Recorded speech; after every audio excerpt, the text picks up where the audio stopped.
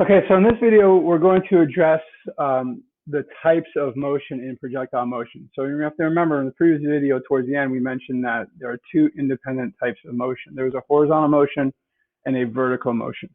Okay, and they're very different. And so the first thing here we're going to address is horizontal motion. So horizontal motion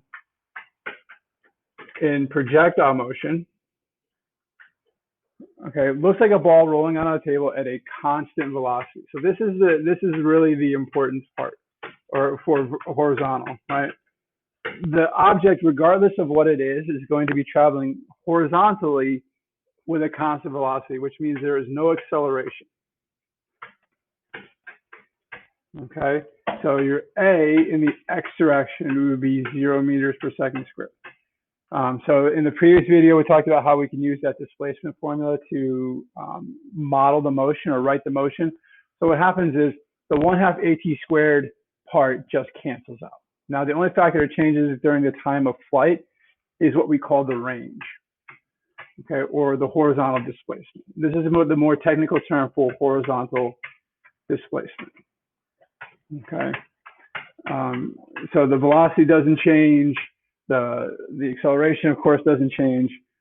So therefore, if we take that equation, if we take the X, and we'll write it now specifically in the X direction. So if we take this equation, our displacement equation, right, what we can do is now simply cancel out this whole 1/2 AT squared part, right? So that just becomes 0. I'm going to write it with the X0 in, but normally what you do is you say that your initial position, right, this X0 would be your origin, and that's your, remember, that's your 0 point, right? That's where 0 meters occurs, okay? So typically that's what you do, but I'm going to leave it there, and you can get rid of it because it's just simply going to be your origin, all right? Now, the vertical motion, we've already mentioned this a couple of times in the previous video. So the vertical motion of the projectile, okay, very much looks like free fall. Okay, and you just have to remember, in free fall, we had 3 different paths the projectile can take, right? One where it is just simply dropped,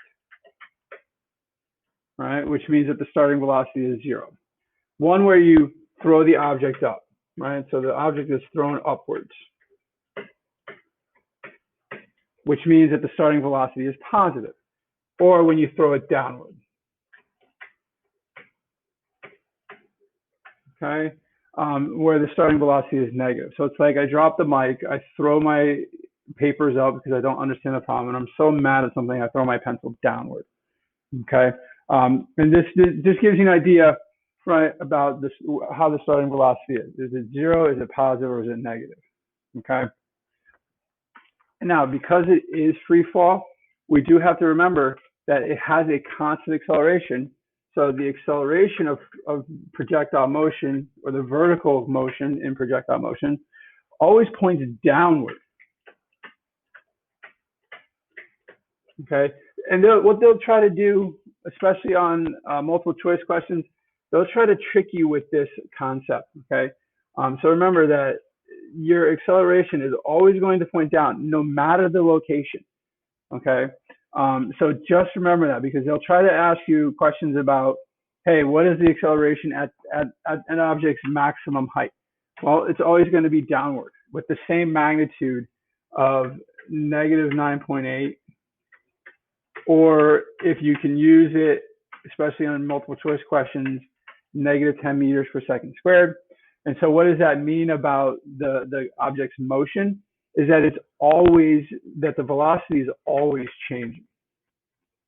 Okay, the only time the velocity stops changing is once the object impacts the ground. Okay, but every other place it's going to remain, continue to change.